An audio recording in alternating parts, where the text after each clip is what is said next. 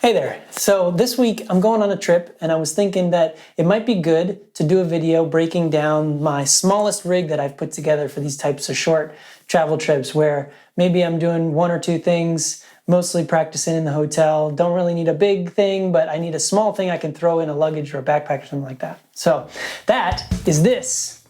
And I'm going to go through it and show you my presets and yeah, let's go.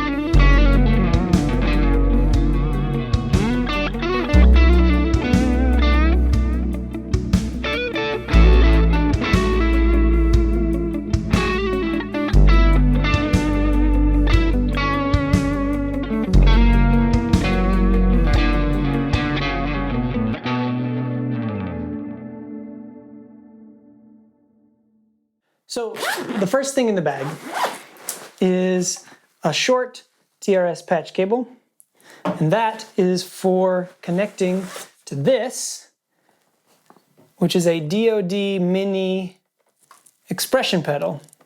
One TRS input, you can see I've got it configured for TRS there. Super, super small, fits inside the nano bag, which is most important. The next thing, which is not the most interesting thing, but is super necessary, power cable, obviously. And then the rest of the rig. So this is all dual lock Velcroed to a pedal train nano size board, just to give you an idea of how big it is. The main piece of this, obviously, is the HX Stomp. And rather than adding any additional pedals, I've chosen to just add a MIDI controller so that I can control everything the way that I want to control it in the HX Stomp. And on the back here, there's a HX DC7 power supply.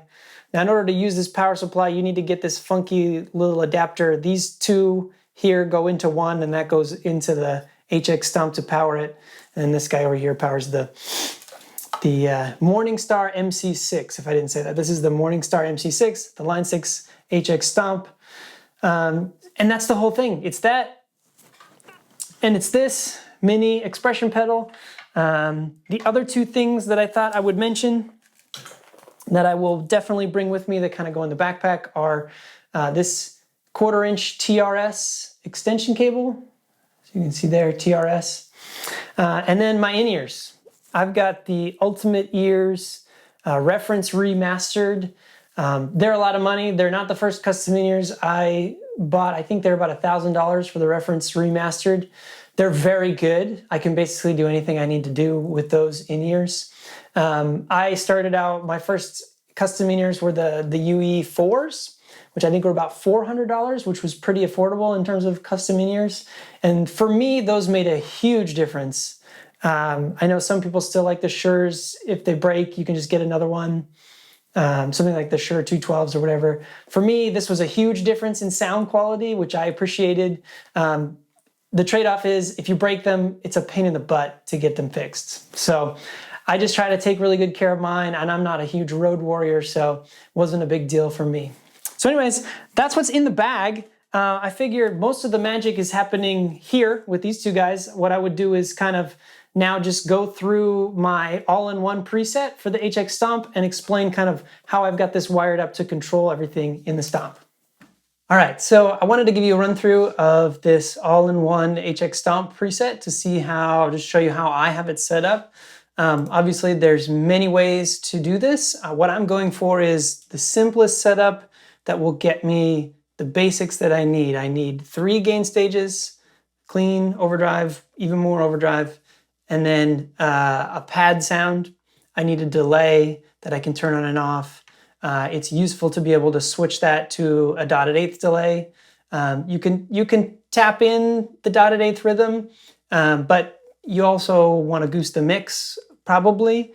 And I find that's difficult to do really accurately. So easier for me, at least with my dumb feet, to tap in the quarter note rhythm. So I'll just go from left to right and I'll explain how this is wired up with the Morningstar MC6 as well to control it. So first off, volume block, that's mapped to the expression pedal via a MIDI control change, I believe, in the MC6. That might seem redundant, but I like to have the volume knob before the amp. I just like the sound of that better. I think it sounds more natural. I did a video on that. And also it's easier to do swells with the pedal travel than with the volume knob. I just find it easier. It gives my hands free for plucking chords and things like that. Next up, we've got a couple of just like ad hoc blocks. This is a dual pitch block. It's set up for kind of a POG type sound. And I should just play you what it sounds like. This is the clean setting.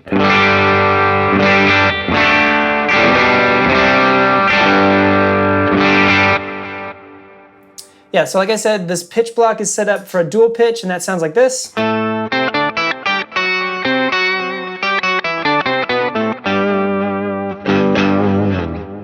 And that's useful in combination with the pad sound, which I can show you now if I hit pad on. And I'll show you how all this is wired up in a second. The pad sound sounds like this.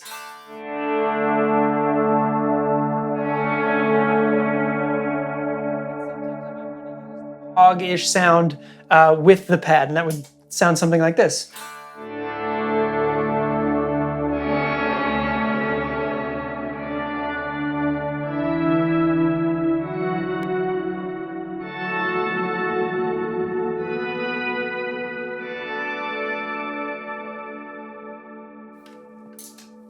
So that works usually. As you heard there, the polyphonic pitch detection is not perfect in this pitch block, but it does the job well enough as long as you stay away from some crazier intervals.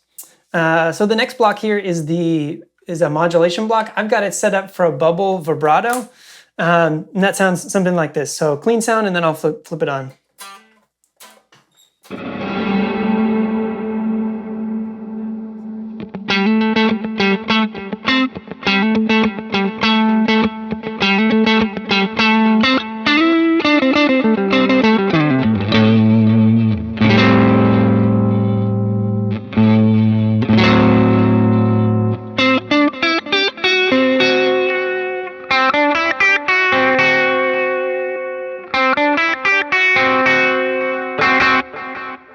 If I play usually I would use that on like a lead line that I want to just have a little bit of a different feel. So that would sound something like this. I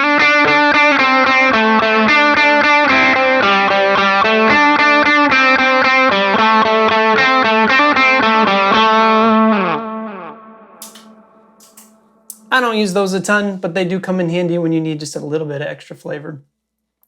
The next thing I'm doing here is a drive block, and some of you might be surprised to see the rat distortion here. When you first turn on the rat in the Helix, it it sounds super noisy. It sounds insane and crazy and probably unusable.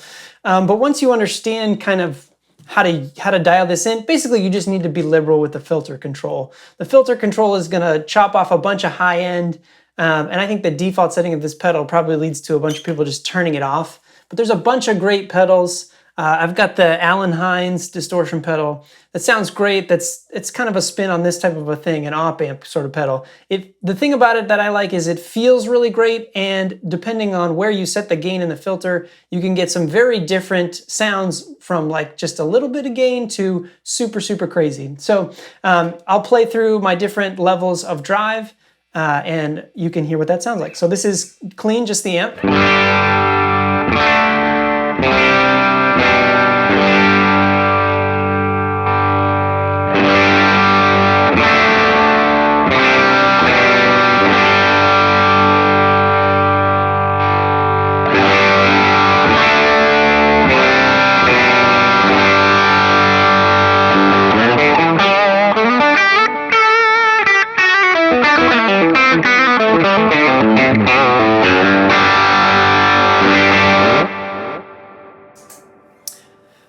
So as you heard there, one distortion pedal, one amp, three very different sounds. All that's really happening there is when I go from first overdrive, it's just turning on the Rat with the gain set at 2.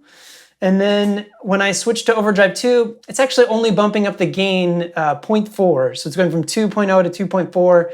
And that's the difference that you heard there. I'll just go back and forth for a second. You can hear kind of the difference.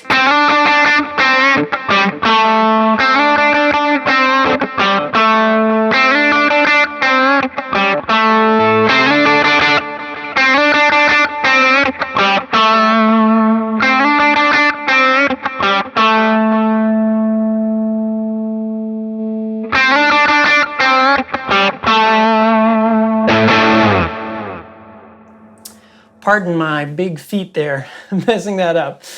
So anyways, let's move on. That's all that is. The amp itself is the Matchstick Channel 1. I kind of, you might have noticed the name of this preset is AC20. That's my favorite amp model in the Fractal. And I kind of started with this and kind of by ear, kind of just flicked back and forth with an AB switch and kind of dialed it in at one point, and I don't even remember where I got to. My ears were probably super tired, but I got to a place where I liked this well enough. And one of the things I was trying to do was get to a happy place where I could have a stock cab, because it just saves you a block in the Helix if you can go with a stock cab. So you'll notice the high cut is super, super low. I'm using the 121, which is very dark. I'm surprisingly don't have many early reflections dialed in here. I usually feel like that's a helpful thing to do. And you notice a lot of cut, and maybe the drive, maybe a little bit higher than some other people would run it. I might even turn it up a little bit more in the moment if I wanted a little bit more juice. So yeah, that's that. I don't remember if this is the matched cab to this or if I changed it to the other matchless one, but anyways, that's it for the amp block. I'll upload this preset as well if you wanna download it. I'll put the download link. As far as the delay goes, transistor tape. It's my favorite sounding. It's just nice and dark, doesn't get in the way.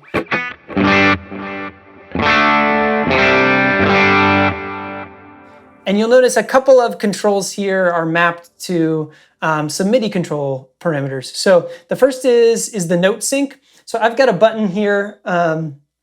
Actually, sorry, I'll go over here. First is actually the bypass. And so I've got a button over here on my MC6 where I can turn the delay off. And importantly, that is not part of a snapshot. And this is, you might have noticed, I'm not really using snapshots at all. I just ran into issues with snapshots changing things that I wasn't expecting it to change. So I ended up mapping all of these controls via MIDI CC and just using the MC6 to control. So for me, I've got bypass on a button, and that will be, no matter what drive setting I'm in, it'll just change the delay on and off. And oh, by the way, I've also got snapshot bypass set for these two blocks. Not that it matters because I'm not using snapshots, but in the past I was, and that's a parameter I set there.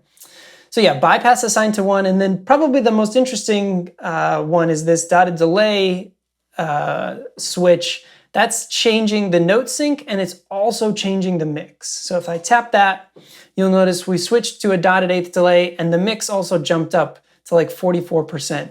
I just find that when I'm doing that dotted eighth delay thing, I want it to stick out more because it's doing something rhythmic and I want to hear it more. And then when it's more of the quarter note delay, or sometimes I'll tap in double time so it's an eighth note, I want that to be less heard, more just ambience. So I'll play through those so you can hear what those sound like, I guess.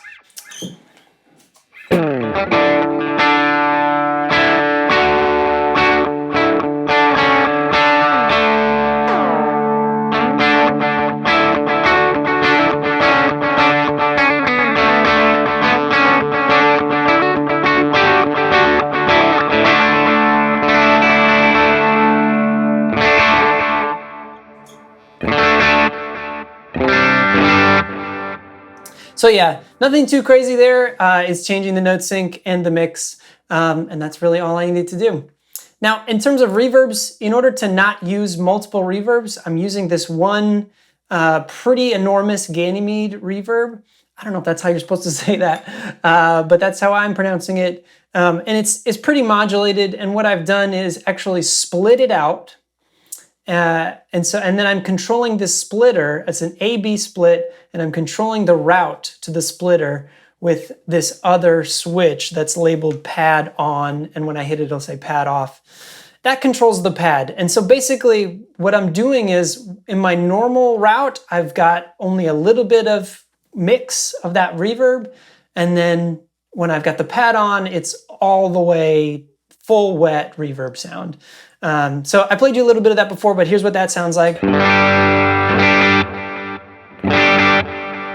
So you can hear there's still quite a bit of reverb tail on there, but then when I kick the pad on,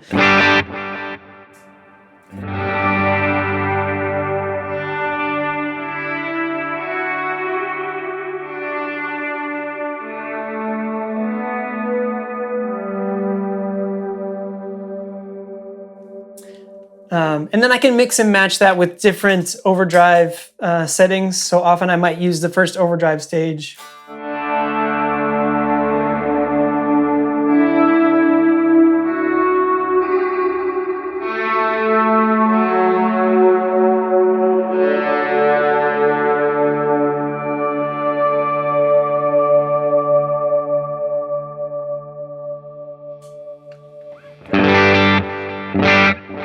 Critically, the whole reason I'm using a splitter and I'm not controlling the mix of the reverb is because you probably just heard there when I switched back to not on the pad sound, the pad faded out gracefully and we heard all the trails of the pad, because what's being controlled is how much of the guitar signal is going into the reverb, and what's coming out of the reverb will always just come out of the reverb and flow into the output that we're hearing.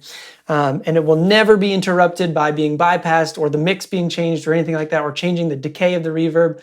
All of those are other tricks you could do, but they chop off that tail when you switch back. So for me, what I really want to be able to do is have the pad on, swell into something, then kick the pad off and hit a chord. So something like this.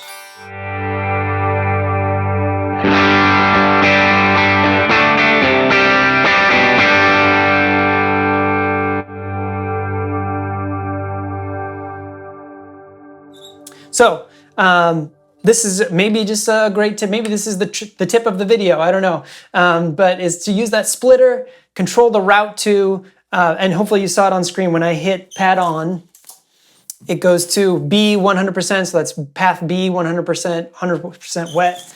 And then pad on A 76%. So that's, what is that? Like a 24% mix on the reverb there.